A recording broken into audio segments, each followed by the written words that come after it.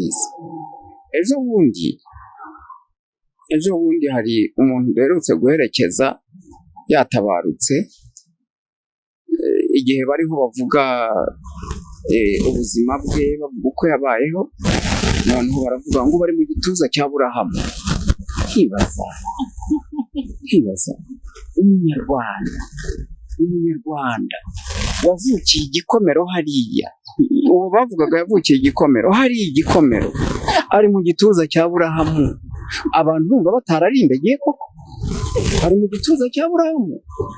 Jewe rero reka mbabwire, icyo gituza cya Aburahamu singikeneye. Buretse rero gushyuhaguza gato, ariko ntabwo ngututse, buretse mbere yo kukubwira ibyo abazuka bapfuye, mbanze ngusubize rwose ikintu uvuze kinababaje. Rero ntabwo Bibiliya nta kintu yatumariye rwose ngo hejuru y'amaraso, ariko ujye ukumva umuvugabutumwa ariya, ukumva perezida wa Amerika ngo God bless America, ite utuye ku butaka buri hejuru y'amaraso y'imbaga, nta muzungu n'umwe hariya w'umuvugabutumwa. None se ko Imana yampaye ubwenge, ikaguha ubwenge, igahuriye ubwenge, kuki tugomba kumirabunguri ibintu tutabisesenguye ngo tubirebe? Ese kuki abo bacyanditse batinya ko twinjiramo? Bibiliya urayibeshyeye kuko Bibiliya. Ese reka mwibarize, ubu apotre cyangwa bishop wo mu Rwanda ubu ashishikajwe nuko Rubayiza njya mu ijuru kubera iki? Ariko ahubwo yarangiza akaza akamuhagarara hejuru, ngusengere mu izina rya Yesu, ngusengere, haleluya, Yesu ashimwe. Ivyo ni ubufariseri, uri kure y'Imana, ntaho uhuriye n'Imana rwose. Wowe urabeshya abantu ngo uri kumwe n'Imana, ngo urabajyana mu ijuru, nawe nturiho mu bantu kugira ngo babone ukuntu bakira. Kuko iyo umuntu warangije kumugira igishushushungwa, ukamugira ikintu cy'igikatsi, yashushunganyijwe, afata inote zose akaziguhereza yigura, nicyo bashaka. Buretse ndavuga muri rusange, noneho bashyiramo iterabwoba, berekana ko ijuru ari ikintu giharanirwa, abantu bakatanga ibyatsi, bagakoboka, bakajya mu nsengero, bakabyina, icyo kikabarenga. Kuragura ni berure baragure, kuragura si icyaha. U Rwanda rwari rufite abapfumu, kandi abapfumu nta cyaha cyarimo, bari abantu bakureba bafite iyo mpano, akakubwira ibizakubaho. Abo ngabo rero niba bahari, akakureba ati mu nzu yawe ndahabona inzoka, uwo ni umupfumu, ariko yikwitwaza Mwuka Wera, yikwitwikane gusengerana. Reka tubyite gusengerana cyangwa gusabirana. Reka twumvikane. Ikintu cya mbere ngo hakaniye cyo rwose, ngo kuri inzira ku murima mu gusengerwa. Ibyo byo ngo kuri inzira ku murima rwose unabyibagirwe, ntongere no kubimbaza ibintu bigana aho ngaho. Ese aransengera ni iki? Ninde? Buretse mu rukundo oya, niko abantu buretse wumve ngiye nakubwiye ko kujya gupfukama imbere y'umuntu ngo ansengere, buretse wumve ndacyaza, buretse twumvikana. Ariko wa muntu wagizwe umutagatifu abantu bapfukama baramya, na wa muzimu Abanyarwanda bavuze bati ni umuzimu, nimuze tumusabe. Urumva, tumusabe iki n'iki, ni umuzimu. Umuzungu akaza, turiya ni umutagatifu, muze tumusabe dutya, abo bazimu batandukaniye. Byose birandikwa.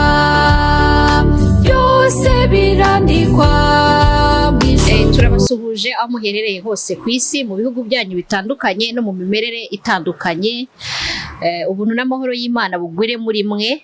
Nge ni Shadia, iyi ni Birandikwa TV. Wojeho bwa mbere nakwifuriza ko wadukandira subscribe, like, share, comment mu gishimishijwe, ukanareba video zatambutse mbere. Ntiwibagirwe akazogera, gukanda kukazogera, kuko niko kaduha kagufasha kuba wakomeza kujya ubona amalinki agenda aza na za topiki zitandukanye zica kuri Birandikwa TV, ikunyuze niba ushobora kureba nabyo byagufasha. Ndi kumwe n'umutumirwa, uyu mutumirwa tuzanye kuri televiziyo yanyu, tumuhaye ikaze.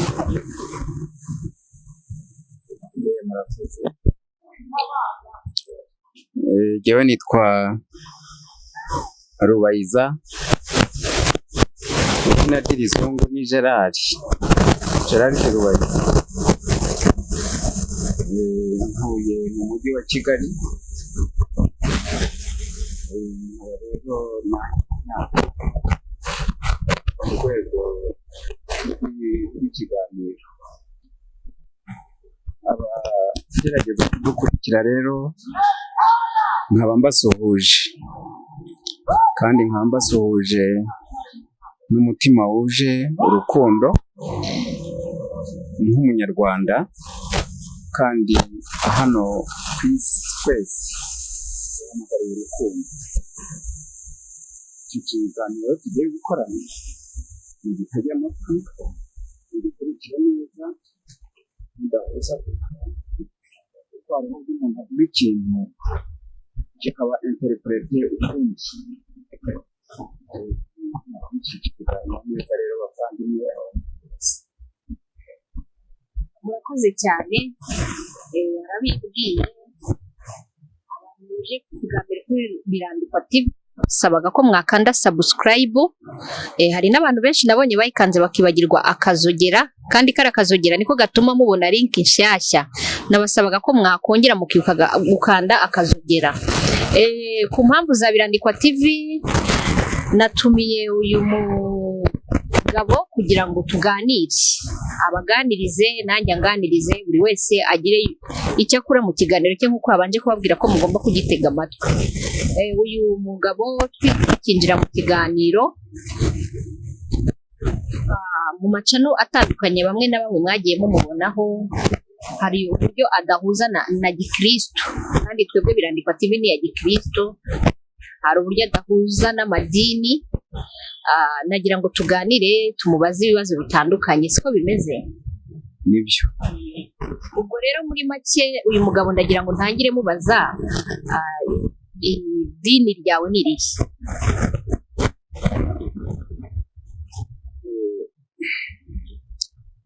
Icyo kibazo ndagisubiza, ariko ndagisubizanya agahinda. Abantu benshi bazi ko kubaho utari mu idini nta buzima bushoboka. Birababaje. Njyewe ndi umunyarwanda, ndi i Rwanda, ndi mu banjye. Abo banjye mvugamo ni abanyarwanda dusangiye igihugu, dusangiye gupfa no gukira, kuva ku muryango wanjye kugera no ku bandi. Nta kindi, nta ibi by'amadini ntabyo ndimo, nta dini ngira, ntayo. Umuntu yakubaza ati se uragira uti ibintu by'amadini ntabyo urimo, ubusanzwe wemera Imana?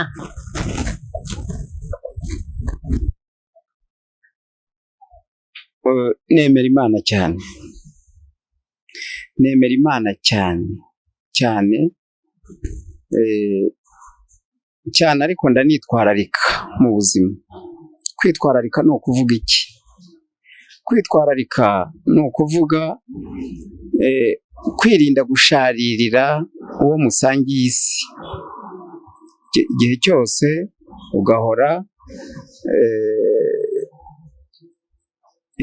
ugahora uryoheye abandi muri kumwe, abo muri kumwe mu muryango wawe, abo muri kumwe mu gihugu, yewe n'abanyamahanga ugerageje guhura nabo ukabaryohera, ntubasharirire. Icyo nicyo mparanira mu buzima bwanjye, mparanira kutabihira abandi dusangiye ino si. Nta kindi. Muri ibyo rero, muri uko kutabihira abandi, nkaba nemera Imana cyane, ndanayisenga rwose. Imana ndayemera. Uti urayemera ute? Ndayemera mpereye kuri jyewe ubwanjye. Uyu mutima wanjye utera, ubu bwonko bundi mu mutwe, aya matwi yanjye yumva, aya maso yanjye areba, ibi biti binkikije, ririya zuba ritumurikira, imyaka ikera tukarya tukanezererwa, ariya mazi ntabwo byishyizeho, bifite umuremyi rurema, Imana rurema yabishyizeho. Kuvuga rero ngo ndemera Imana, ndayemera rwose 100%.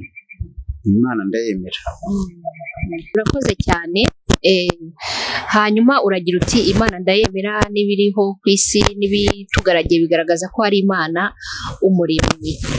None se iyi Mana umuremyi waboneye mu bigukikije, bikugaragiye, ukaba wanivugiye ngo uyisenga mu buhe buryo?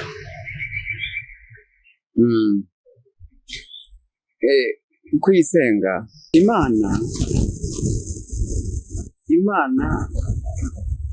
abantu benshi bayishakira bitari, nyamara hiri nyirizina bakahirengagiza.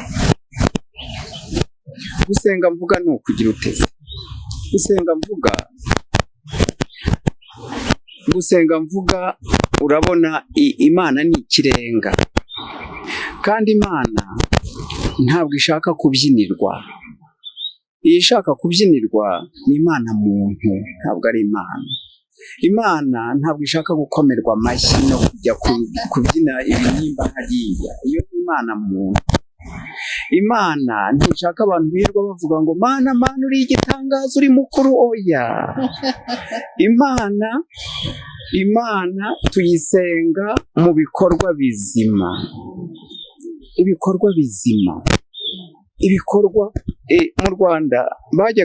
mu Rwanda baravuga ngo nk'umuntu ukoze ikintu cyiza cyane gishimishije cy'ubutwari kandi cy'ubupfura, baravuga baturiya ntimukamuvuge, ni Imana y'u Rwanda. Si uko bamwise Imana, ahubwo ni ukubera ko muri we ubwo bumana buba bugaragariyemo mu bikorwa akoze. Iryo rero niryo sengesho ry'ukuri. Isengesho ry'ukuri riri muri praxis. Ntabwo isengesho ari ukwirirwa abantu babyina mu biriziya no mu nsengero, ari ukwirirwa bavuze abahanda mu misigiti nahe. Imana bayishakiraho itari. Hanyuma uri gusenga usenga ute se? Usengera hehe? Nakubwiye ngo gusenga kwanjye biri mu bikorwa bya buri munsi, kwitwararika uwo turi kumwe. Nabo barabyitwararika, bakora n'ibyo bikorwa nk'ibyo ukora, ariko bakanayisenga mu buryo bwabo. Ushaka kuvuga n'ubuhe? Imana rurema twayimenyeshejwe n'ibi bitugaragiye tutarayimenya neza. Hanyuma nakubaza ngo ijambo Korani, igitabo Korani cyangwa se Bibiriya, ibi bitabo byombi ni ikihe kimwe muri ibi ngibi wemera? Ubwo uvuze Korani ukavuga na Bibiriya, ubwo ndumva n'abayisilamu n'abakirisitu. Rero njye sinigeze nk'umuyisilamu na rimwe, ariko ubukirisitu iyo nzira nigeze kwinyuramo igihe kirekire, marerezmo. Rero ibya Korani simbitindaho cyane kuko sinigeze mba umuyisilamu. Icyo ni kimwe. Icya kabiri, warumbajije ngo iki? Nari nkubajije mu gitabo cya Korani na Bibiriya. Ndabyibutse. Ubwo wari no kumbaza rero ibitabo by'Abahindu, ibitabo byo mu yandi madini yose. Nta gitabo na kimwe jyewe nemera. Cyane rero reka dufokarize, reka twibande cyane kuri iki gitabo cya gifite abantu barenga miliyari zingahe ku isi bakiri inyuma, kandi rimwe na rimwe bakanakiruka inyuma banakora amarorerwa, basharirira abo bari kumwe, ariko ugasanga muri kwa gusharirira abo bari kumwe baririrwa baririmba Bibiliya. Njyewe Bibiliya ntabwo nyemera, kuko uti impamvu utayemera ni iyi. Hari umuntu ukubwira ati Bibiliya ni ijambo ry'Imana. Barabivuga nkumva isheshe urumeza, ariko ndusheshe mu buryo buri negatifu, kuko hari ukuntu ushobora gusesa urumeza kubera amarangamutima wanezerewe. Njyewe ndusesa mu buryo buri negatifu. Imana ihumeka inyuguti, umuntu akavuga ngo byahumetswe n'Imana. Hari umupapa witwa Leon 13 mu 1891 yasohoye encyclique ni ibaruwa iba yandikiwe isi yose yitwa Providentissimus, avuga ngo ibyanditswe byose bitagatifu cyangwa byera, nk'uko mu giprotestani babivuga, ngo byanditswe ngo ni digite sinzi ukuntu nayita mu kinyarwanda, ngo ni digite ngo ya Esprit Saint, ngo tous les livres saints ont été écrits sous la dictée de l'Esprit Saint. Ako kanya abantu barabigurukana biriruka, ngo bariruka baravuga ngo ibintu ngo byahumetswe n'Imana. Imana ngo barayizi. Imana ihumeka inyuguti. Utagiye kure se, Imana yabashije kurema ijuru n'isi, ikarema umuntu ikamushyiramo ubwenge, tukaba tubasha kuba twandika tuniga, tukaba dushobora kuba tuvuga indimi zitandukanye, umwe akavuga ururimi n'undi akavuga urundi rurimi. Ni igitangaza kuba Imana iremwa ubwatsi, ikaba yatandukanya amazi, ikatandukanya ikirere. Ni igitangaza ko yahumeka inyuguti mu muntu cyangwa ikabwira umuntu ngo kora iki ngiki, ijwi ryawe ukaryumva. Reka rero nkubwire, hajye habeshwa abatazi. Abazi hari ikintu kiri muri Bibiriya. Reka duhere ku isezerano rya kera. Baravuga ngo hari isezerano rya kera ngo n'isezerano rishya, niko nasanze bivugwa. Isezerano rya kera rero kikaba ari kiriya gitabo cya Tanakh y'Abayahudi bagerageje gushyira muri ziriya ndimi z'i Burayi mu ikubitiro rya mbere, mu Kigiriki no mu Kilatini, noneho biza gukwirakwira mu ndimi z'isi yose nyuma. Bakavuga ngo isezerano rya kera, ngo Imana yaravuze ngo, Imana yabwiye Mose ngo, Imana iravuga ngo, ariko muri uko kuvuga ngo ugasanga harimo na jenoside.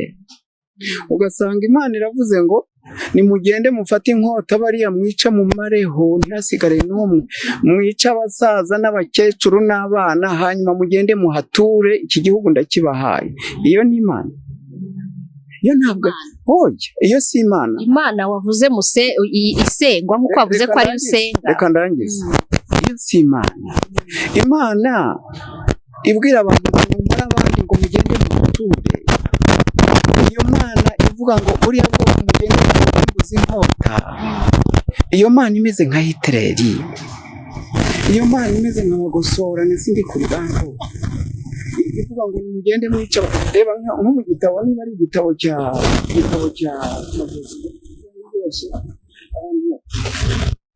sinibuka neza, jye sinjya mfata mu mutwe ibitabo bya Bibiliya rwose, sinjya bifata mu mutwe, mu mbabarire. Ahantu ngo bafata Yeriko, ngo baragiye bayizenguruka 7, hanyuma urukuta ngo ruragwa, nuko binjiramo bose babamarisha inkota batitaye no ku mpinja, noneho barangije barahatura. Iyo ni Imana. ngo bafashijwe, ngo Imana ngo ariyo yatumye umumarayika wayo n'iki byose. Ese abo bantu bashiriye ku icumu, Abayahudi bakaza bakahatura, abo bose abantu yaremye? Imana yagusubiza. Ngaho usubiza kuri iki. Abo bantu impamvu Imana yabatezaga ubwoko bwayo, nk'uko watangiye uvuga ngo nanjye ndasenga, ugasengera mu bikorwa, nabo bari bafite uburyo basengamo Imana. None abandi bo baza batemera Imana, bakora ibigirwamana, bagafata igiti nka kiriya igiti runaka bakakibaza bagakora Imana, bagafata ibuye bakarigira Imana, bagafata izuba Imana yaremye bakaryita Imana. Wowe wemera Imana yaremye, ariko bafata kimwe mu biremwa by'Imana, inyenyeri, ukwezi. Mbabarira rwose ngo uhagarike, wihangane. Hari ijambo wavuze rindi ahantu ngo ubwoko bw'Imana. impamvu mvuga ko ari ubwoko bw'Imana. Oya buretse ndangize. Kandangize. Reka mvuge ubwo nawe uraza kuvuga. Nta kibazo. Iyo umuntu yihandagaje agahagarara hariya ngo Isiraheli ni ubwoko bw'Imana, ça me fait hérisser les poils franchement. ngo abayahudi ngo ni ubwoko bw'Imana. Ndakubwiza ukuri, iyo Mana bavuga ntibayizi. Imana yaremye abantu bose ku isi, ibashyira ku isi. Imaze kuturema, Imana iraturema twese, irema abantu, irema ibintu, ishyira ku isi. Imaze gushyira ku isi, yadushyira imbere yayo. Nta bwoko bw'Imana bubaho. Ubwoko bw'Imana yiharira, noneho bukaba ubwoko igomba kugirira neza, noneho bwa bwoko ikabugirira neza kugeza n'igihe imarira ubundi bwoko ku icumu kugira ngo buriya bwoko bwayo buze buhage. Biriya bintu ntabwo ari byo. Impamvu mvuga ngo si byo ni iyi ngiyi. Bibiriya, kiriya gitabo cya Tanake cyanditswe nande? Cyanditswe n'Abayahudi. Niyo mpamvu bavuga ngo l'auteur sacré, ariko ntibavuga ubwoko bwe. Ni ukuvuga Umuyahudi wanditse kiriya gitabo, igihe cyose yafataga ibintu byiza abiherereza ku gihugu cye, kandi bikagaragara ko Imana yakunze Isiraheli cyane, iyigira akana sheri kayo, noneho ibindi bihugu bisa nk'ibikatsi. Ntabwo ari byo, biriya bintu si byo. Biriya bintu ni ibintu byanditswe n'Umuyahudi, yandika ibyiza byishyira, abishyira mu biwabo.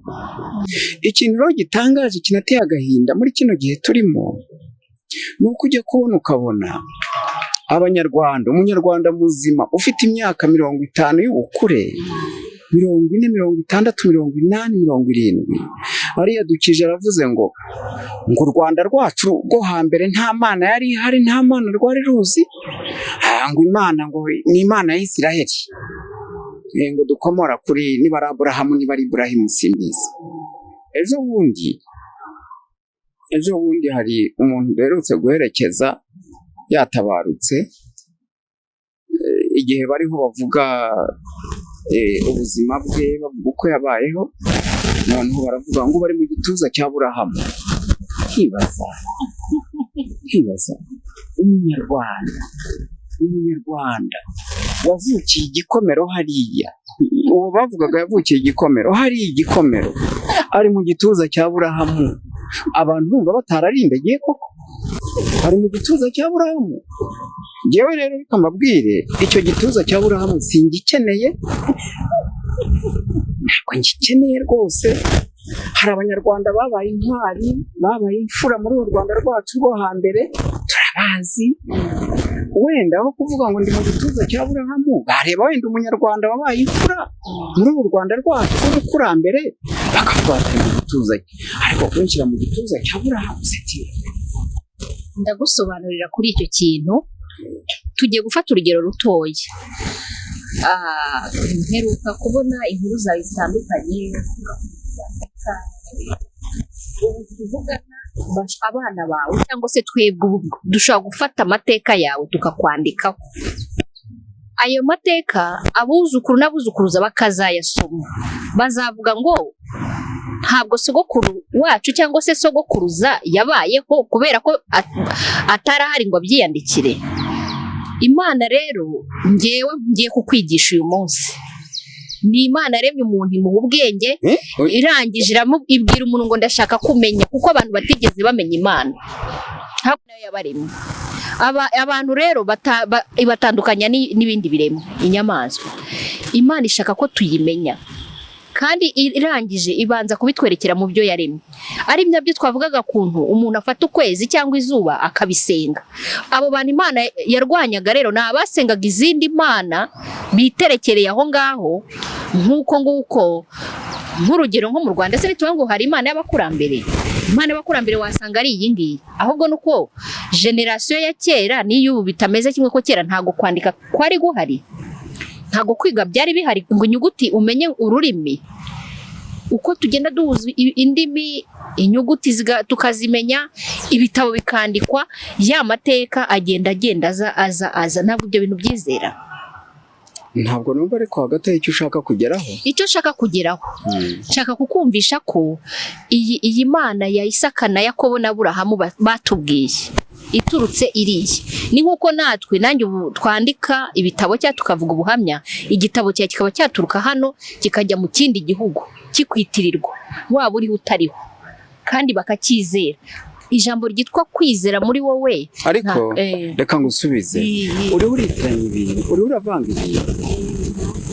uravanga ibintu kuko twari kuri concept y'Imana no kuyemera n'abantu b'Imana. None urasimbutse uzanye inyandiko niyo yatumye tumenya Imana cyane. Uretse gatoya, inyandiko uvuga ziraza kubona umwanya wazo. Ubwo rero umwanya wazo uhagije uraza kuboneka w'inyandiko. Uretse rero gushyuhaguza gato, ariko ntabwo ngututse. Uretse gatoya, inyandiko ziraza kugira umwanya wazo. Ibyo ngibyo uvuga ngo byanditswe na naka, ibyo biraza kugerwaho mu kiganiro cyacu. Ahubwo aho twari tukiri kuri ya Mana ubwa mbere yakunze abantu bamwe, abandi isa nibajugunya nkaho itabareba. Iyo sima uretse wumve reka mbanze ndangize. Iyo si Imana, iyo ni Imana ishingiye imizi yayo ku marangamutima ya muntu. Iyo ni Imana muntu, si Imana. Icyo ni icya mbere. Icya kabiri cyerekana ko iyo bavuga atari Imana y'ukuri, Imana ntishobora kurema abantu ngo nirangiza ivuge ngo aka gatsiko niko kanjye. Iyo si Imana. Iyo ni Imana ishingiye ku marangamutima ya muntu. Iyo si Imana. None ndacyaza, uretse gatoya. Noneho rero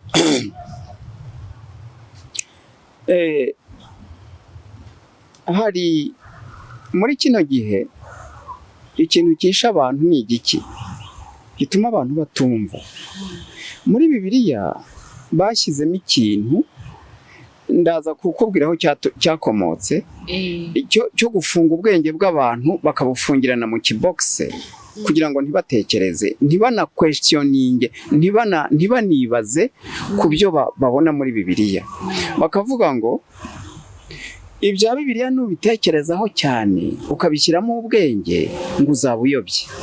Uzi icyo babivugira se? Ni ntuza babivugira kuko muri Bibiriya harimo ibintu byinshi bikwiriye kurwanwa no kwamaganwa. Noneho bariya banyiri kuyandika bakavuga bati reka twamagana abantu hakiri kare, tubabwire tuti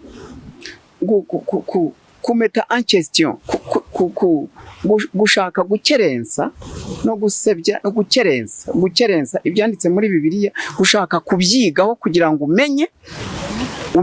Navuze nabi, so gushaka gukerensa no gushaka kumenya. Gushaka kumenya, nibamenya cyane kizaba ari ikibazo. Harimo fraude nyinshi muri Bibiriya bazazivumbura. Noneho bakavuga bati ntabwo abanyabwenge bemewe hano. Ibintu byo muri Bibiriya ugomba kugotomera ukamira full stop. Icyo ni ikibazo. None se ko Imana yampaye ubwenge, ikaguha ubwenge, igahuriye ubwenge, kuki tugomba kumira bunguri ibintu tutabisesenguye ngo tubirebe? Ese kuki abo bacyanditse batinya ko twinjiramo? Bibiriya urayibeshyeye, kuko Bibiriya iravuga ngo ngushyize inzira ebyiri imbere, urupfu cyangwa ubugingo, uhitemo. Rero uhitamo kuyisoma no kuyumvira cyangwa kuyihorera. Hari n'abayumvira bikabananira.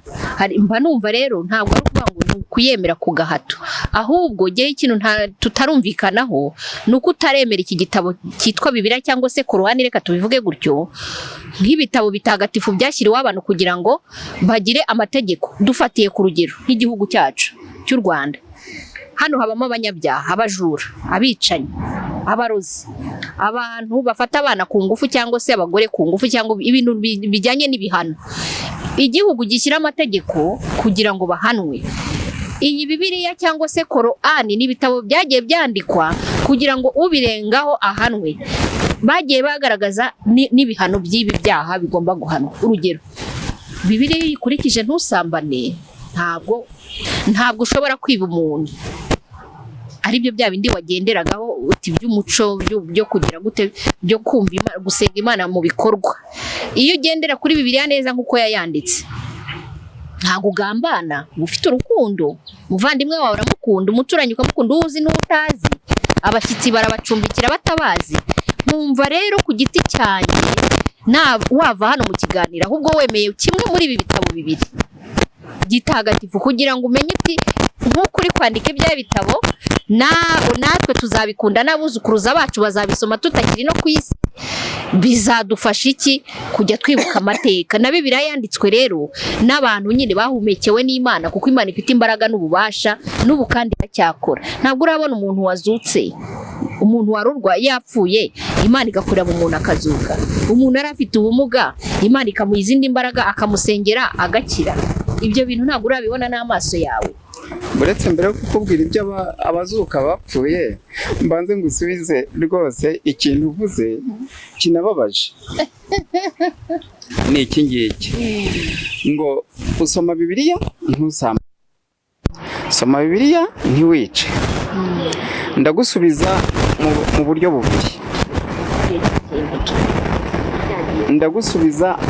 bubiri. Ngiye kuguha igisubizo kimeze nk'igiti ariko igiti kigabye amashami abiri. Ishami rya mbere, abantu baje kutwigisha Bibiriya, reka mbanzirize ku Rwanda rwa mbere ya Bibiriya. Twebwe Abanyarwanda n'isi yose, Abanyarwanda, mbere y'uko tumenya Bibiriya, mbere y'uko umuzungu aza atuzaniye icyo gitabo akikoreye ku mutwe akizanye ngo cyitwa Bibiriya, twari tuzi ko guca ukajya mu rundi rugo ari bibi. Ibyo byari bizwi mu Rwanda. Twari tuzi ko guhura n'umukobwa wa naka ukamufata ukaryamana nawe ari bibi. N'ikimenyimenyi byakorerwaga mu bwihisho. Twari tuzi ko ukwiba inka ya naka ukayishorera atari iyawe ari bibi, ndetse uwo bafataga yanayibye rimwe na rimwe bamuteraga n'amacumu, kuko bari bazi ko ari bibi. Reka rero ngusubize kuri icyo kintu. Imana irema umuntu yamushyizemo imbuto. Imana irema umuntu yamushyizemo imbuto, urubuto rukuri. Kariya gahinja kavutse uyu munsi hariya karimo urubuto rukwereka ikibi, rukwereka n'icyiza. Kuko ntabwo umunyarwanda yari kwica undi, umuzungu atarazana Bibiriya, twari tuzi ko kwica umuntu ari amahano. Bari barasomye Bibiriya.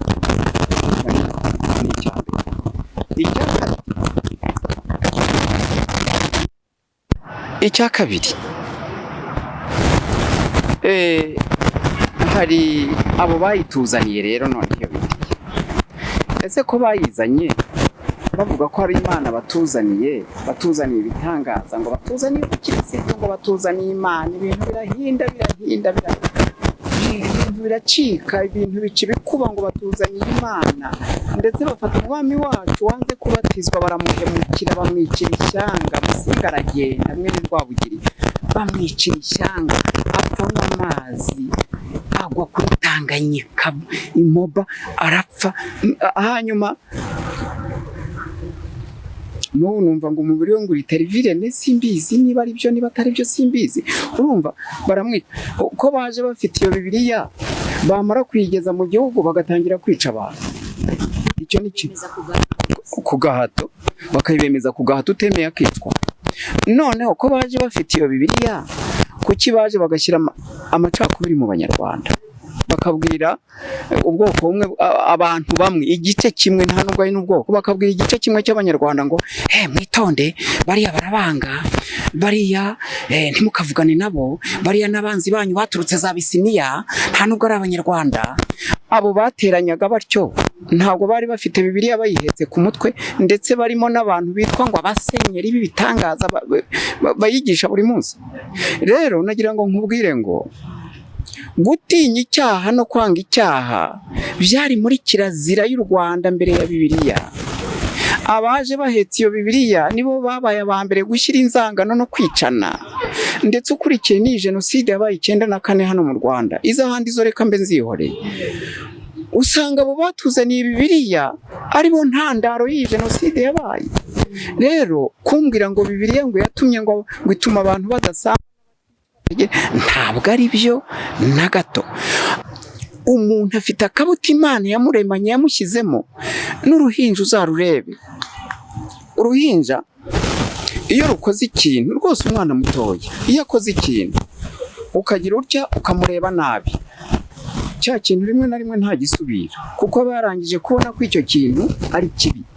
Rero ntabwo Bibiriya nta kintu yatumariye rwose kugeza uyu munsi. Nihagira umunyarwanda ushaka kuvuga ko Bibiriya ari icyo yatumariye hano muri iki gihugu cyacu, azaza mpagarara imbere tuganire, amateka yacu turayazi. Bibiriya yakoze. Reka tujye muri Amerika.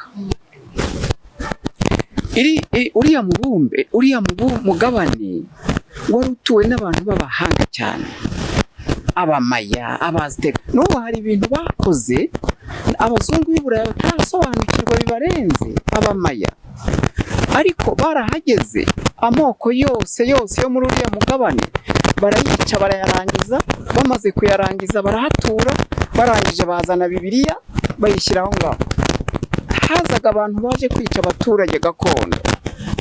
Padiri w'Umuespanyol akababwira, ndavuga muri Amerika Latine hariya hepfo, akababwira ngo nimubanze muze mwicuze mwirega ibyaha byanyu, hanyuma mupfe neza mujye mu ijuru.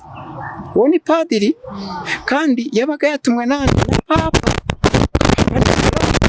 Papa yagize uruhare rukomeye muri ibyo. Ni ukuvuga ngo ibyo ibyaha niba ari ukwicuza, niba ari ukwirega simbizi, noneho barangiza bakicwa bakaraswa bikarangira. Ariko ubu Amerika Latine hariya hepfo nicyo gice kirimo gaturika ikomeye cyane. Muri Amerika hejuru hariya muri Nord, muri Etazini na za Canada, bishe abaturage baho barangije barahokipa ngo hejuru y'amaraso. Ariko ujye ukumva umuvugabutumwa ariya, ukumva perezida wa Amerika ngo God bless America. Ati ite utuye ku butaka buri hejuru y'amaraso y'imbaga. Nta muzungu n'umwe hariya w'umuvugabutumwa muri biriya bihangange byo muri Amerika ndumva avuga ngo we apologize. Ndumva abwiriza ubutumwa noneho bariki ware n'abandi ngo narangiza avuga ati turasaba imbabazi Imana ku baturage gakondo twamaze, twarangiza tukahatura. Nta muvugabutumwe n'umwe wari wabivuga muri bariya abazungu birirwa bavuga ubutumwa, nta n'umwe. Ahubwo birirwa bavuga ngo God bless America, ariko bakibagirwa amaraso y'inzirakarengane bari hejuru biciye ubusa. Barangiza bakahashyira Bibiriya. Muri Amerika du Nord hariya hari abapirite nibo bahageze, n'abandi. Kuki icyo kintu badashaka kukivuga cyo kumara imbaga, barangiza ahubwo bakaza batwaye Bibiriya ngo God bless. Reka rero nkubwire wa muvandimwe we, nagiye kuvuga ngo wa mwana wari kuri n'umwana koko ndakubyaye, nagira ngo nkubwire ko ibi bintu birirwa biruka inyuma ngo barashakira Imana mu bitabo bya Bibiriya, ahubwo ni n'impumyi, nta nubwo amateka bigisha. Nuriya uri i Roma witwa ngo niwe gihangange, n'abariya bari za Canterbury n'iki byose, bariya n'abariya bari hirya no hino, bariya nta Mana y'ukuri bakorera. Bariya barakorera. Uzi impamvu babyiruka inyuma? Ese reka mwibarize. Ubu apotre cyangwa bishop wo mu Rwanda ubu ashishikajwe nuko Rubayiza njya mu ijuru kubera iki? Jewe Rubayiza ntagiye mu ijuru bimutwaye. Nimbehe. Ndabisubiramo kabiri gatatu, nimbehe. Bariya abantu b'abanyamadini ubona, bariya ba responsable b'amadini usanga babirwanira, ubaye bishop bakamukeza akaba yazamutse, ubaye apotere akabika itabashwa hariya, burya ntugire ngo ni ugushishikazwa no kujyana abantu mu ijuru, oya n'indonke, kuko ziriya titire babona ziherekezwa n'inote. Iyo bavuze ngo uriya ni umupasiteri, niwe nyiri ruriya rusengero, ni nawe warwubatse, icyo gihe abantu baraza bakuzuramo inote zikagwira agakira. Ni nayo mpamvu ibyo ntabwo biri mu Rwanda, biri ku isi yose. Nko muri Amerika hariya hari abavugabutumwa bakomeye, bamwe bafite amajete prive, indege zabo bakize, izo mfe fortune. I Burayi nako muri Afurika hariya za Nigeria barakize kubera iryo izina ry'uwitwa Yesu, abandi ngo ni Yesu, abandi ngo ni Yesu. Iryo zina bagenda babrandisa imbere y'abantu, barabakijije. Ni ukuvuga ngo birabagaburira, birabakijije, bafite inote, bafite imari. Buriya ugiye ukavuga uti mu bintu by'amacaci, ibintu by'amasengero, ibintu by'amakiriziya n'iki, amafaranga avuyemo bagiye bigisha nk'uko Yesu bavuga yigishaga. Ntabwo wakongera kubona bishop cyangwa apotre cyangwa papa cyangwa havuyemo amafaranga, biba birangiye.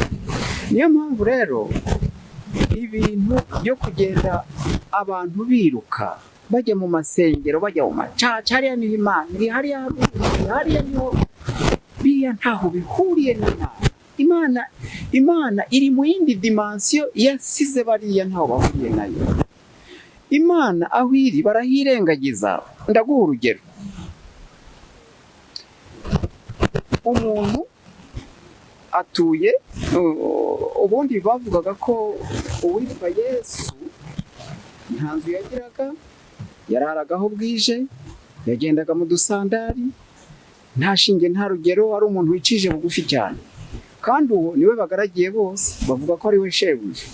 Ariko bakarwana bubaka amabira, bubaka amashato muri Afurika no muri Amerika nahe, bagura ibimodoka bihenze, imodoka ya miliyoni 200, kandi imodoka ya miliyoni 3 ushobora kuyicaramo ukagenda kakugeza aho ujya, ariko wagashaka iya miliyoni 200.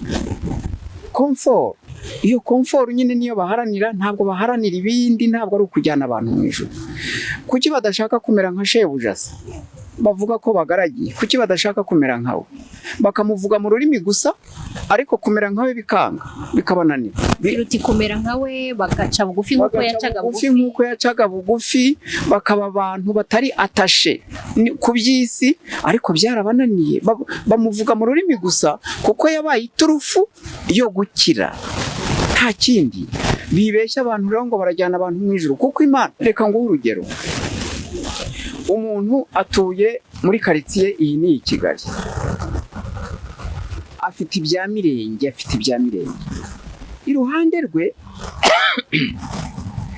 rwe hari umukene warwaye indwara, bamubwira ko iyo ndwara kugira ngo ikire ari uko ajya mu Buhinde, ariko uwo mukene yivuriza kuri mitiweli, nta kintu agira. Wa muherwe wo mu bishop baturanye w'umuapotre arabirebye, abonye ko ako gakene kasabwe kujya mu Buhinde, kandi we uretse no kujya mu Buhinde yajya muri Amerika inshuro 100-200 nta kibazo. Kuki atavuga ati uyu mukene duturanye reka mujyane mu Buhinde avurwe? Aravuga ati uyu si umwana wanjye, uyu si data wacu, uyu si marume, uyu si masenge, uyu se ndamujyana kumuvuza mujyana. Ariko ahubwo yarangiza akaza akamuhagarara hejuru, ngusengere mu izina rya Yesu, ngusengere. Haleluya, haleluya, Yesu ashimwe. Ivyo ni ubufariseri, uri kure y'Imana, nta uhuriye n'Imana rwose. Wowe urabeshya abantu ngo uri kumwe n'Imana, ngo urabajyana mu ijuru. Ijuru nawe nturiho, ijuru wararibuze kera, ntaryo uteze, kuko uri kure n'Imana, nta uhuriye nayo. Uri mu yindi Mana yindi ifite uburyo bwayo, wowe wiremeye, waremewe n'abariya bakwigishije iyo Bibiriya. Ese ijuru uraryemera ko ribaho kandi ko abantu bazarijyamo, nawe yenda warijyamo? mvuze ngo ndarihakana cyangwa mvuze ngo ndaryemera naba mbeshye, kuko njye ndemera Imana pe. Niba Imana ifite uburyo izagororera abitwaye neza, ibyo ngibyo simbizi, sinabyinjiramo, sindi muri gahunda z'Imana. Niba ifite ahantu izabashyira heza, ibyo simbizi, sinakwiyavantira ngo mbihakane cyangwa ngo mbyemere, ko sindi muri gahunda z'Imana. Njyewe icyo ncungana nacyo ni iki, ni ukuba umuntu mwiza, nkabimfura, nkaryohera abo turi kumwe, nta kindi, mwigomwa.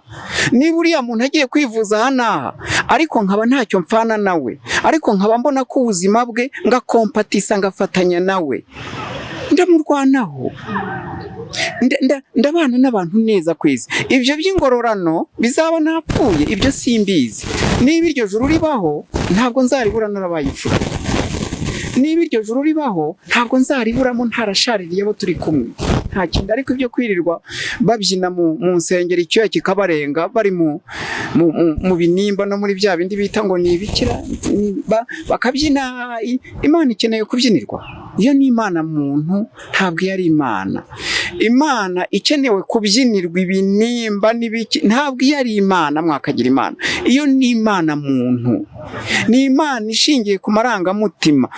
Umutegetsi iyo aje akicara ahangaha tukamubyinira, aranezerwa kuko ni umuntu, afite amarangamutima y'abantu, akavuga ati bariya abantu ubwo bambyiniye muri iriya province barankunda, akanezerwa nk'umuntu. Rimwe na rimwe banamubeshya, bakamubyinira banamubeshya. Uwo ni umuntu, ni umutegetsi waje yicara hariya. Ubu rero ijambo ubutegetsi abantu bararyanze, bavuga ubuyobozi. Ubuyobozi simbuhakana. Perezida wacu yaravuze ati mujye muvuga abayobozi. Nibyo rwose, iyo abantu bategeka abantu neza bitwa abayobozi, kuko babayobora neza. Ariko ujya kumva ngo igihe cya jenoside mu Rwanda, ngo abayobozi bose ngo bari baje gushishikariza abantu kwica abandi. Ntabwo abo si abayobozi, abo ni abategetsi. Abantu rero, ijambo ubuyobozi ryabaye tabu, ubutegetsi ryabaye tabu, naho rikwiriye gukoreshwa bakarihima. Ngo abayobozi baraje ngo bashishikariza abantu kwica abantu mu ngororero. Abo si abayobozi. Abayobozi ni abantu bategeka abaturage neza, bakabayobora mu nzira nziza, bitwa abayobozi. Ariko nari ntandukiriye gatoya. Rero ugasanga abantu Imana bataye umurongo kera w'Imana, barawutaye kera, bari mu bindi by'isi, ahubwo bakabeshya abantu ko noneho ngo babajyana ku Mana. Imana se barayizi. Hanyuma uyu murongo w'Imana utubwire, uyu murongo ubona abantu bataye bawugarukemo, nimba baranawutaye utubwire. Rero dore umurongo bataye n'uyu nguyu, ndawukubwira nawuvuze ngitangira hakiri kare. Imana twiyishakira aho itari. Imana tuyishyira mu bintu biremereye by'imibare bikomeye, bakakubwira ngo Imana kugira ngo uyigereho ni ukujya mu mabuye hariya mu misozi, mu mashyamba, ugasenga, ukabwiyiriza, ugakoboka. Noneho warangiza ukajya mu rusengero ngo guterana kwera byabaye iturufu. Nabyo ndababwira aho byaturutse. Ngo guterana kwera, iyo utateranye ntabwo ushobora kujya mu ijuru. Ni ukuvuga ngo hajemo ikintu cy'iterabwoba mu bantu kugira ngo babone ukuntu bakira. Kuko iyo umuntu warangije kumugira igishushushungwa, ukamugira ikintu cy'igikatsi, yashushunganyijwe, afata inote zose akaziguhereza yigura. Nicyo bashaka. Buretse ndavuga muri rusange. Noneho bashyiramo iterabwoba, berekana ko ijuru ari ikintu giharanirwa, abantu bakatanga ibyatsi, bagakoboka, bakajya mu nsengero, bakabyina, icyuya kikabarenga, ngo Imana yishime. Oya, ntabwo ari byo. Imana bayishakira aho itari. Gushaka Imana biroroshye cyane, ni ibintu byoroshye cyane, ni ibintu simple. Ni ukubana neza n'uwo turi kumwe, kumubanira neza. Akubaniye nabi se? Umva se, akubaniye nabi rero aho niho nari ngiye kugera. Burya imfura nyamfura rero ntabwo igera ingere ku yindi. Mu Kirundi niko bavuga, ingere ku yindi ni nko kugira umuzinga kwa bugegera. Mbese ni nko kwihimura mu Kinyarwanda. Tuvuge niba umuntu akubwiye burya uri imfura urarangiza, uba uri imfura, uba imfura ukarangiza. Iyo umuntu aguhemukiye, iyo umuntu aje akakwicira abana akabica, noneho yamara kubica wowe ukaza kuba diregiteri w'amashuri ahantu, akaza kukubwira, noneho nyuma akaza kugutakambira akavuga ati abana banjye babuze uko biga, abe ushobora kubarihirira amashuri muri icyo kigo utegeka uyobora, ukamubwira uti abo bana bawe bazane muri iki kigo bige, nzayishyura nta kibazo, kandi abawe yarabishe. Izo mbaraga zikura ni ubupfura rero, niyo mana iyo buretse ndakubwira rero ibyo rero, ubwo nibwo bupfura rero. Ubwo bupfura rero bukomoka hehe? Reka nkubwire aho bukomoka rero. Bukomoka kuri ya mana, buretse wumve ya mana ariko bashakira aho itari, bikomoka kuri ya mana nyamana. Ya mana, urumva, ya mana yagushyizemo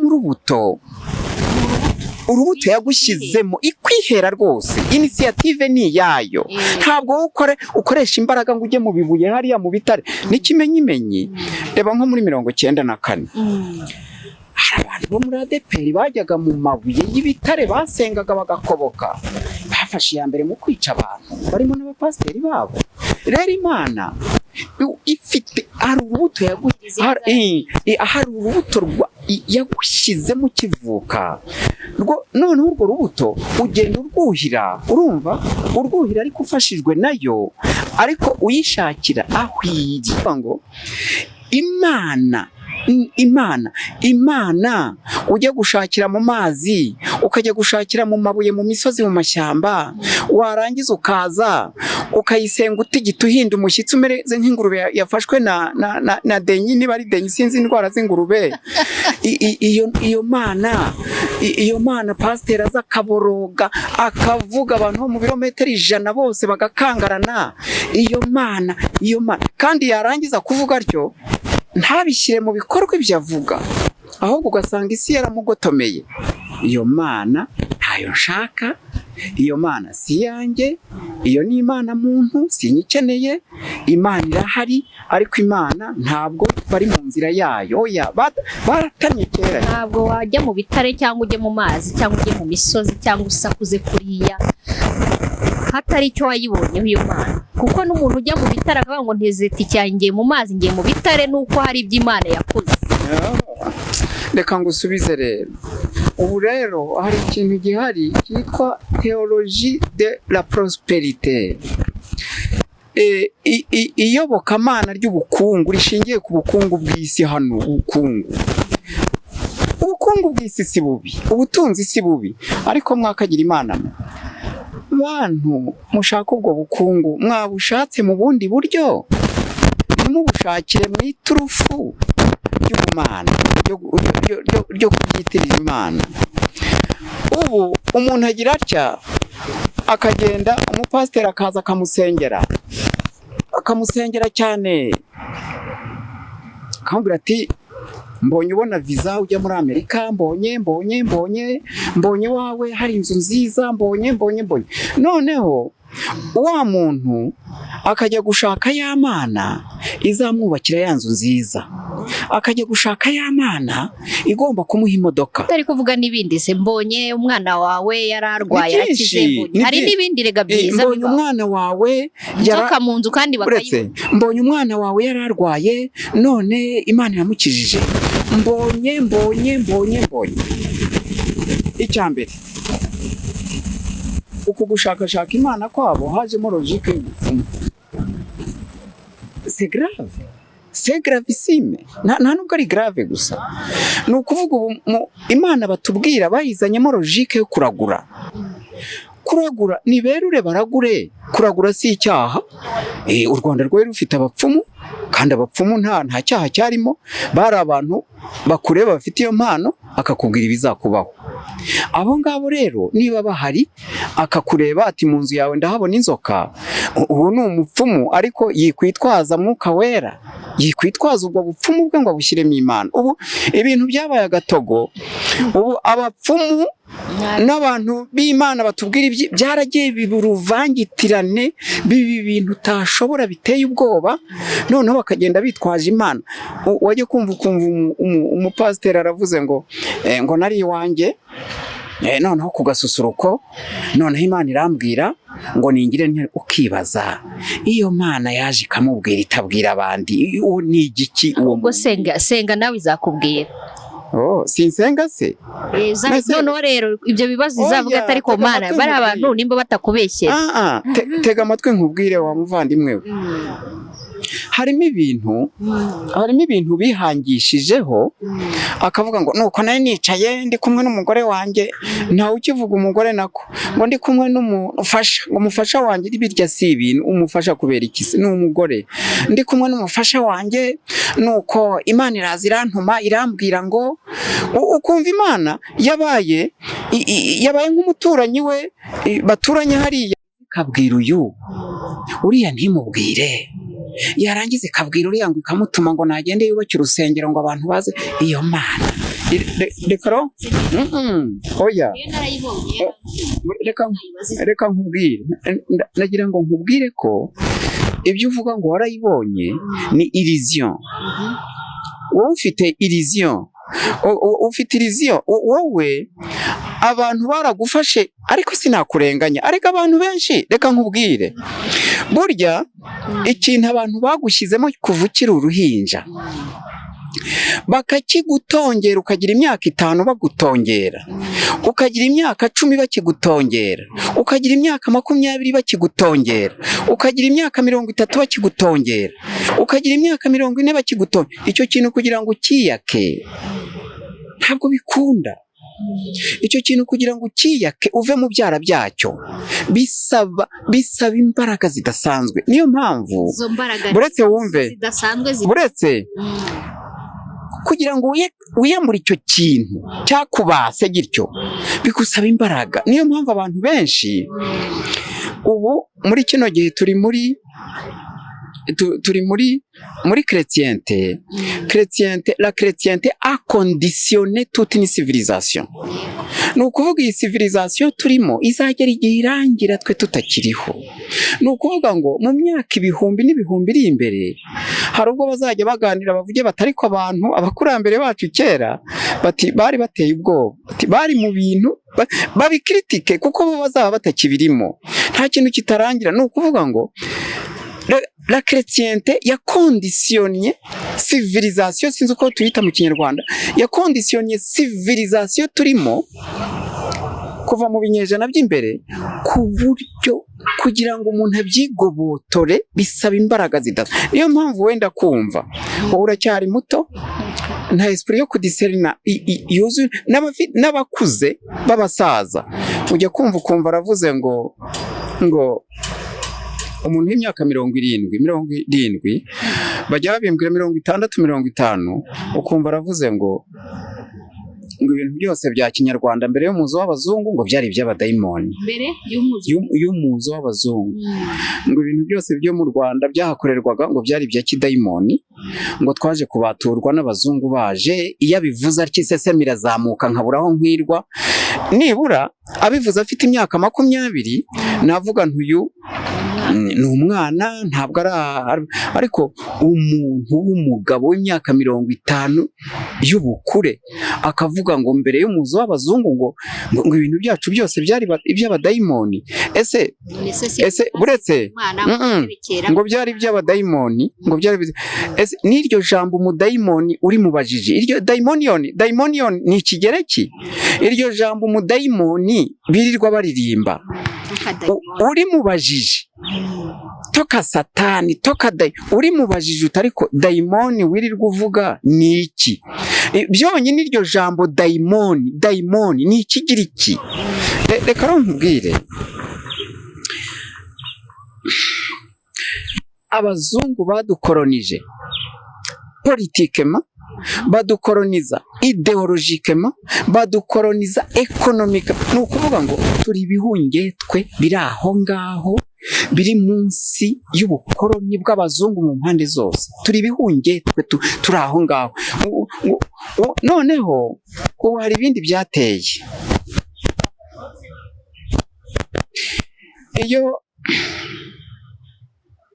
iyo wise umwana wawe amazina y'amanyarwanda yombi, umuntu araza akakubwira ngo ntukijijwe, ngo ntukijijwe, umva, ngo ntukijijwe, ngo kuko umwana wawe ngo wamuhaye amazina ngo y'amanyarwanda yombi y'amapagani, ngo ntukijijwe.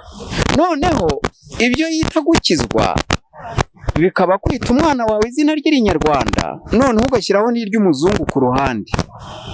Colonization irenze iyo ni iyihe? Ni ukuvuga ngo risobanuka iki? Ubu hari abana benshi mu Rwanda bitwa ba Kelly. Kelly yashatse kuba perezida wa Amerika. Hari abana bitwa ba Clinton hano mu Rwanda, noneho ugasanga yitwa Kabera Clinton. Ni ukuvuga ubwo ngo yamwise kuko yamwise izina ry'irinyarwanda, arangije noneho ashyiraho n'iry'umuzungu kugira ngo noneho uwo mwana abe yiswe by'ukuri. Twebwe turapfuye, turi abantu bo kubabarirwa, turi abantu barangiye ntaho turi. Twebwe ni ubukoroni kugira ngo nimba yitwa Kabera ukamwita Pierre riba rivuga ibuye. N'ubundi iyo tugiye mu kinyarwanda buretse twumvikane, kuki urivuga mu rurimi rw'abazungu? Kuki utamwise Kabera Kabuye? Ariko ni ukuvuga ngo iyo umwise izina ugashyiraho iry'umuzungu uba wumva umwise neza cyane. None ayo bazungu rero hari ukubiri. Hari ay'abazungu yo mu bitabo ngo bya Bibiriya, nk'ayo wumva ba Petero n'abandi, abo bazimu babo. Hakaba noneho andi mazina asanzwe y'abazungu gusa, asanzwe atari mu bitabo bya Bibiriya. Noneho ubu ngubu ayo mazina y'abazungu asanzwe atari no muri ibyo bitabo bya Bibiriya niyo ari mu bana hanze aha ngaha. Umwana umwita izina ry'irinyarwanda, utashyiraho iry'umuzungu ukumva umwana wawe utamwise. C'est grave. Murabyita ibintu byoroshye, nyamara turapfa. Turi Abanyarwanda bitaga amazina mabi kera, inkuru barimo mbazi, nzababanaho. Tega amatwi, Rubayiza ntabwo ryari izina ry'irinyarwanda rya kera. Ntabwo ryari rihari. Gahima ntabwo ryari izina ry'irinyarwanda rya kera, yari n'umwami w'u Rwanda. Rwogera ntiyari umwami w'u Rwanda. Rutayisire ntabwo ryari izina ryitwaga mu Rwanda. Uretse ko hari amazina amwe dufitanye isano n'Abanyankore, ariko yari ahari mu Rwanda.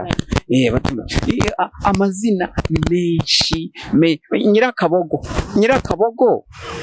ntabwo, niba mu mateka y'u Rwanda ntibeshye, ntiyari umugabekazi w'u Rwanda. Ni ukuvuga hari amazina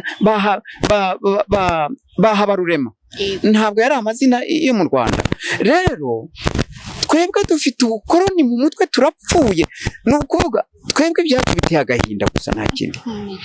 Ni ikibazo gikomeye. Ni ukuvuga ngo abazungu badukoronije economically, badukoroniza spiritually. Ni ukuvuga ngo iyo utizera nkabo uba wumva ko ibyawe bituzuye. C'est grave. Ubu ijuru twarigize ry'abazungu.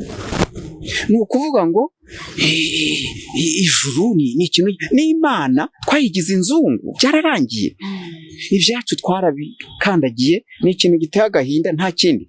Ibintu biriho rero by'amadini muri kino gihe, njyewe ijambo rimwe nabivugaho, ni agahinda. Dukwiye kubireba tukarira, dukwiye kubireba bariya bari mu nsengero birirwa babyina tukarira, ariko ntabwo tubishobora kuko twarangirikaye. Byararangiye. Tujya kugana ku musozo, ibintu bijyanye n'imyuka n'abakurambere se, cyangwa reka tubizane muri ibi by'amadini, ibintu bijyanye n'ibitangaza, ibi byo urabyemera? Warutangiye ariko sinzi ibintu bijyanye n'imbaraga zidasanzwe za muntu.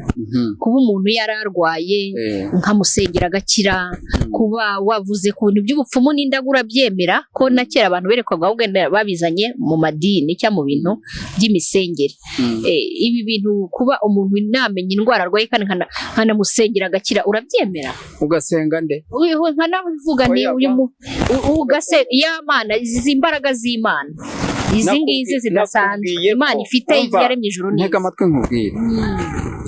ngewe ndwaje umwana wanjye, ndaje ndapfukamye, buretse wumve muhaye imiti wenda biranze, ndaje ndapfukamye.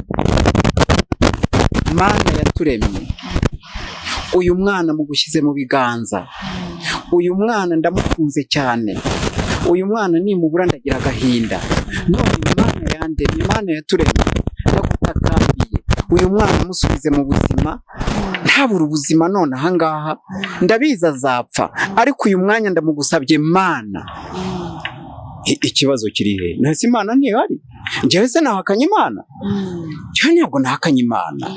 Imana ifite imbaraga, Imana ifite impuhwe, Imana ifite ubushobozi, ahubwo icyo nahakanye tuzabivuga mu kiganiro cy'ubutaha. Nahakanye abantu bashaka kutuyobya badukura ku Mana batwinjiza muri za revelation. Urabyumva? Za revelation nizo ntumva. No kuvuga ubutaha tuzaganira ku byerekeye amarevelation. Amarevelation niyo tuzavugaho. Ariko ubundi Imana gusengera umwana wanjye warembye, ikibazo kiri heze. Imana ndayemera, ntabwo niremye, ntabwo ibiti byiremye, ntabwo ubu buryo turiho y'amaraso, amaraso uburyo asirikira mu mubiri afite pompe yitwa umutima, ntibyiremye. Imana irahari kandi Imana iradukunda pe, kandi Imana yanga ko dusharirira abandi dusangiye inose. Imana ndayemera. Ubuvuzi buri mu buryo butandukanye rero. Hari ubuvuzi bwo kwivuza gakondo, hari imiti n'ibinini n'ishinge, hari n'ubundi buvuzi ibyo bintu byo kwivuza gakondo n'ibinini n'ishinge byanga, nk'uko wari uvuze uti nkasengera umwana bikemera, nyamara we wamusengera rubayiza ntibyemere, ariko wavuga uti nje kwa Eme nabonye akora ibintu bikemera, na ba bandi bajyaga babona nyakwigendera baridi yarasengaga bikemera, hari n'abandi bakiriho bari kubikora bikemera. Biriya bintu nta by'ibyo bitangaza, kuba wumva ko we hari ibyo byakunanira ariko wajya ku wundi muntu runaka. Arega reka twumvikane, gusengerana, reka tubyite gusengerana cyangwa gusabirana, reka twumvikane. Ikintu cya mbere ngo hakaniye cyo rwose ngo kuri inzira ku murima mu gusengerwa, ibyo byo ngo kuri inzira ku murima rwose unabyibagirwe, ntongere no kubimbaza ibintu bigana aho ngaho. Ese aransengera niki? Ninde? Buretse oya, aransengera Imana dusenga simwe, ntabwo ari imwe. None se ngiye hariya nkiherera Imana nkayisenga ntabwo yansubiza? Aho rero reka nkubwire, aho niho rero abantu bimikwa n'abandi, noneho umuntu akagezaho agenda mu nzira yumva ko abandi bose afite icyo abarusha, yumva ko ari igitangaza. Ni naho havamo bya bindi byo gushinga amatorero, ati ngiye baza banyirukaho bambwira ngo nimbasengere, par conséquent igihangange ndi igitangaza, noneho ahubwo ntibicira ubu ndi bishop.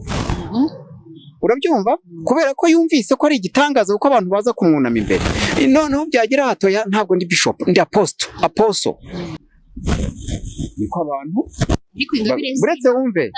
buretse wumve ngiye nakubwiye ko kujya gupfukama imbere y'umuntu ngo ansengere, buretse wumve ndacyaza, buretse twumvikana. Ariko nakubwiye ko nemera abapfumu, ntumbeshye. Bya kera byo ubyemera ari nabwo kuraguza. Navuze ko abapfumu bo hambere, ariko mbere yo kugira ngo ntane, reka nkomeze aho naringeze. Ntabwo na rimwe n'ibintu byanapfiriye kuza gupfukama imbere ya naka ngo ansengere ngo n'Imana yumva cyane. Biriya bintu ntabwo ari byo rwose, biriya bintu ntabwo ari byo. Iriya ni kirite, umva, biriya ni kirite ku bantu. Ese uwo muntu usengera ko abantu bakoreshwa na ntubona hano dutuye ku isi hari ibintu bitagaragara bidukoresha. Buretse wumve sinabihakanye. Hari imbaraga zitagaragara zidukoresha. Muri izo mbaraga zitagaragara rero, imbaraga z'Imana zirahari, ni nazo ziza ku isonga zidukoresha kandi zidukoresha neza. Noneho uriya muntu ngiye gupfukama imbere ibyo yambaye ndabizi, ndavuga ibyo yambaye muri korusibutire ye, yego, muri korusibutire, kuko umuntu agira imibiri ibiri, yego, hari umubiri uhambwa ugapfa ari uyu nguyu, ariko hari n'umubiri abanyarwanda bitaga umuzimu, urumva, urya ni korusibutire. Korusibutire ntabwo ipfa, n'undi mubiri tutabonesha, umubiri fizike materiyeri ntushobora kubona uwo mubiri, uwo mubiri uboneshwa n'amaso y'indi korusibutire, urabyumva?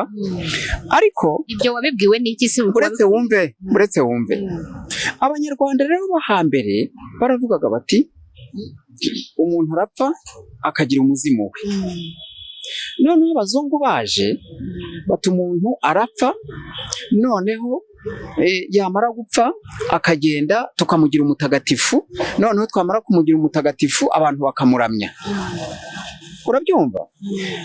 Wa muntu wagizwe umutagatifu abantu bapfukama baramya, na wa muzimu abanyarwanda bavuze bati ni umuzimu, nimuze tumusabe, urumva, tumusabe iki n'iki, ni umuzimu.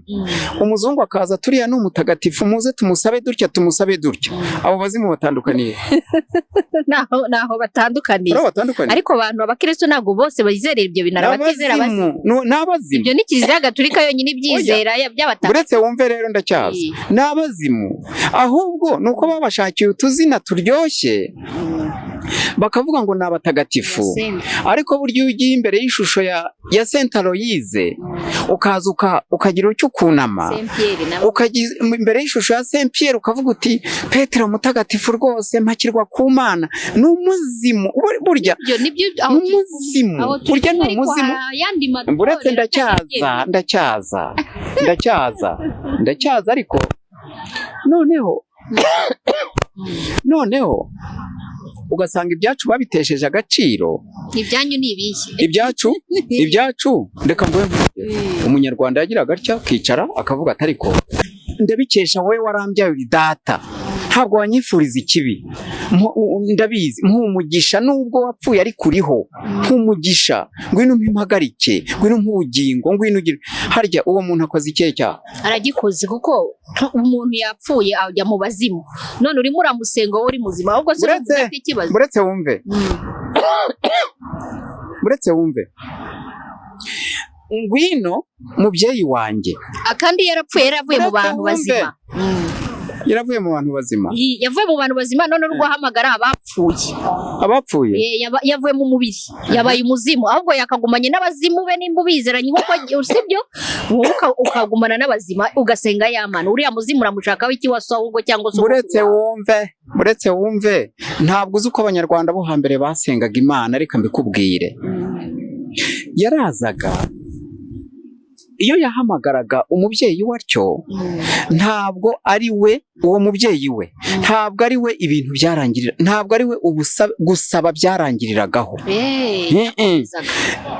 Yavugaga atya ati ngwino ndwaneho, urumva, ngwino ndwaneho, ariko noneho yarangiza agasoza avuga intervention ye y'Imana y'u Rwanda, urumva, ya Mana y'u Rwanda, hari za formule bakoreshaga, noneho akavuga ya Mana. Reka ngoye nk'urugero, ariko Imana y'u Rwanda ni nayo yo mu mahanga, niyo nyine.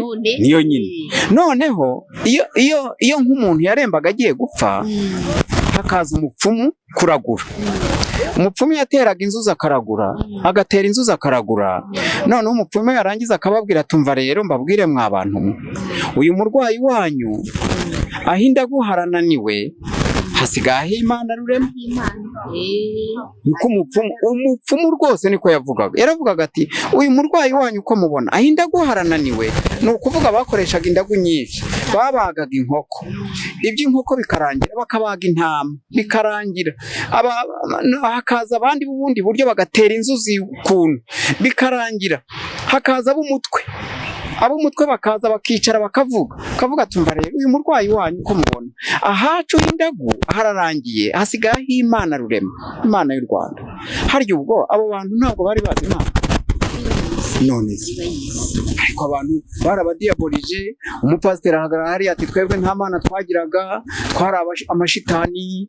Umupadiri agahagarara hariya ni ukuvuga ngo turi ibintu by'ibishushungwe biri aho ngaho bitagira umutwe, bitagira ikibuno. Ibyacu twabiteye umugongo turabidiyaboliza. Umuntu aririrwa uramubona kuza afite imyaka y'ubukure myinshi y'umunyarwanda, akakubwira ngo indirimbo ngo zabakayirebwa nabande, ngo ni indirimbo z'abadayimoni. Hari uwo nabyumvanye ukumirwa. we yaratuvangiye ukumirwa. Hari uwabimbwiye umupasiteri ngo ibirimbo byo mu Rwanda ngo nimba ngo ahubwo ngo bajye baririmba zaburi, ngo abwira abantu basengera iwe ngo niba mwicari wanyu mujye muririmba zaburi, muririmbe indirimbo za Salomoni, za Salomo, ngo iki ngo ariko ngo biriya birimbo by'i Rwanda ngo nibyo badayimoni. ariko harimo iziterekera zikanabandwa, niyo mpamvu babyanga. Tega amatwi nkubwire. Indirimbo za Cecile Kayirebwa, uriya mubyeyi dukunda, ni nziza, njyewe ndanamukunda cyane. Iyo ziteze amatwi wumva ari iz'abadayimoni rwose, ni iz'abandi. Ariko uwo muntu yambwiye ko indirimbo za Muyango n'iza Kayirebwa ari iz'abadayimoni, kandi nabibwiwe n'umupasiteri. Gusa urambwira iki? Ubwo si uwo muntu nzagende nicarane nawe dusangire? uwo nguwo yararengereye cyane. Rero reka nkubwire, ndagira ngo nkubwire wa mubyeyi we, ndagira ngo nkubwire ko abantu dufite ibibazo ariko ntitubizi. Turagenda turaramye tureba hejuru, bamwe bahengamiye iburyo ngo n'abagatulika, abandi bahengamiye umuso ngo n'abaprotestani ngo ba obedience niyi, abandi baracuramye bareba imbere ngo turabayisilamu, kandi twese ngo duhuriye ku Mana imwe. Ariko noneho twahura ntituvugane. Abandi ngo bahuriye kuri Yesu cyangwa Yesu, bahura ntibavugane. Umuntu wo muri ADPR yahura n'umuanglikani, umwe agaca nk'uwanukiwe n'undi. Harya ubwo harimo Imana? Basigaye bahura ba ADPR na Anglikani. Ni urugero nari nguhaye. Ni ukuvuga ngo umudive yaturuka hariya yahura n'umugatulika, umwe agaca hariya nk'uwanukiwe. Kandi ubwo baravuga Yesu bose. Harya ubwo ngo nibo batujyana mu ijuru. Niba ariko arabakiranutsi niberure batubwire ngo amachurches yacu, amatorero yacu arashaka inote impiya. Pasiteri na bishop na naka ari hariya kubera inote. Batubwiza ukuri, be kuducurika batugira ibishushungwa biri aho ngaho. Twebwe Imana turayizi, kandi iryo juru niba ribaho tuzarijyamo. Ariko bisaba iki? Bisaba ngo wirinde gusharirira abo muri kumwe. Ni ukuvuga ngo iyo abantu baza kwirinda gusharirira abo bari kumwe, nta bwicanyi buba bwarabayeho mu Rwanda. Ubu twese tuba tunezerewe tudamaraye. Ibi byabaye ntiba byarabaye. Ariko n'ubu ngubu abantu ntabwo baryohera abo bari kumwe, barabasharirira. Ni ikibazo rero. Reka tugushimire cyane we warukurikiye Birandikwa TV. Tunashimire Rubahiza, azaduha ibindi biganiro. Nakagaruka naho ubutaha. Imana ibaho umugisha. Shalom shalom. Ubwo rero ibiganiro nifuza ubutaha, nifuza ko twavuga ku byerekeye umugabo Yesu, tukavuga n'ibyerekeye iyandikwa rya biriya bitabo, hanyuma tukavuga n'ibyerekeye Yesu, hanyuma tukazaba dukomeza n'ikindi gihe. Ariko nanjye ndabashimiye kubw'iki kiganiro.